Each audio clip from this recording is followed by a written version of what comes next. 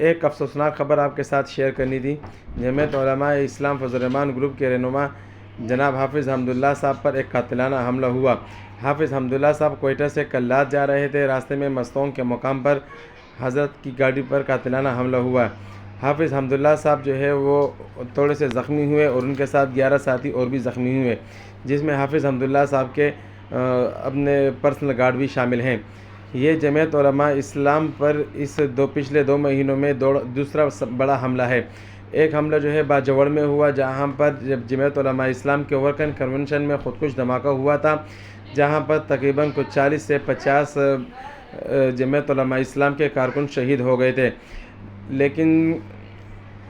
ہم دشمن کے ان عزائم کو نہیں مانتے، اور مولانا فضل الرحمان صاحب جب مولانا فضل الرحمان صاحب اس وقت جو ہے ملک سے باہر تھے، مولانا فضل الرحمان صاحب فوراً ملک تشریف لے کر آئے اور اپنے کارکنان کے ساتھ جو ہے وہ غم میں شریک ہوئے۔ فضل الرحمان صاحب جو ہے قائد جمعیت حضرت مولانا فضل الرحمان صاحب جو ہے وہ ہسپتال گئے، اور ہسپتال میں جو ہے نا انہوں نے اپنے کارکنوں کی عیادت کی، اور اس کے بعد جو ہے وہ کارکنوں کے گھروں پر گئے اور وہاں پر بھی ان کی عیادت کی۔ اور لوگ جو ہے فضل الرحمان صاحب سے جو ہے وہ محبت کرتے ہیں، جس کی وجہ سے یہ دشمن ممالک اور جتنے بھی ہمارے اسلام کے دشمن کہلاتے ہیں یا ملک کے غدار ہم اس کو کہتے ہیں، جو اس طرح حملے کرتے ہیں علماء کرام پر۔ حافظ حمداللہ صاحب جو ہے وہ بہت مرتبہ جو ہے ان دشمن عناصر کو جو پاکستان کے خلاف باتیں کرتے ہیں، پاکستان کے مفاد کے خلاف باتیں کرتے ہیں، اور پاکستان کے جو ہے وہ ریاستی اداروں کے بارے میں بات کرتے ہیں، حافظ حمداللہ صاحب نے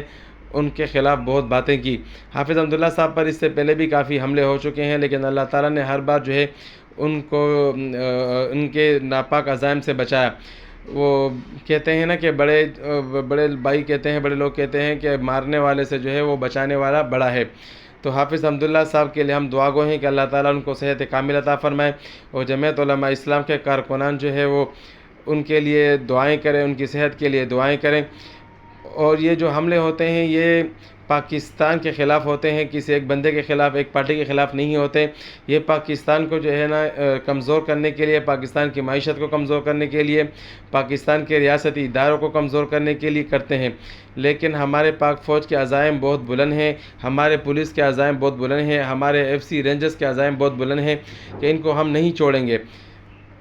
دیکھیں یہ جو ہم نے بارڈر بند کیے ہیں، اس دفعہ جو یہ حملہ ہوا ہے، جو اس کی جو سب سے بڑی جو محرکات ہمیں لگ رہی ہیں وہ یہی ہے کہ ہم نے جو ہے افغانستان کا بارڈر بند کر دیا، انڈیا کا بارڈر بند کر دیا، جس کی وجہ سے ہماری معیشت کو نقصان ہو رہا تھا۔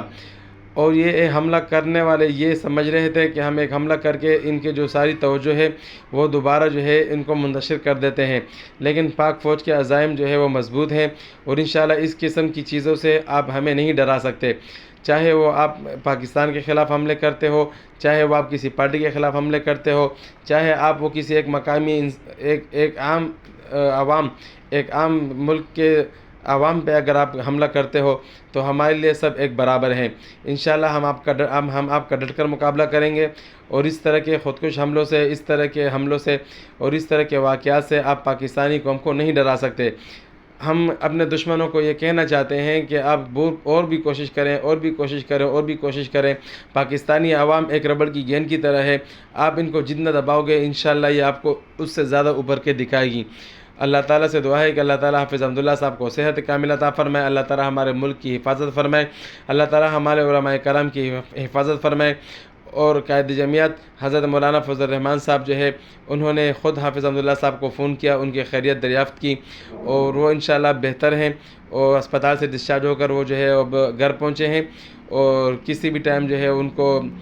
کراچی پہنچایا جائے گا۔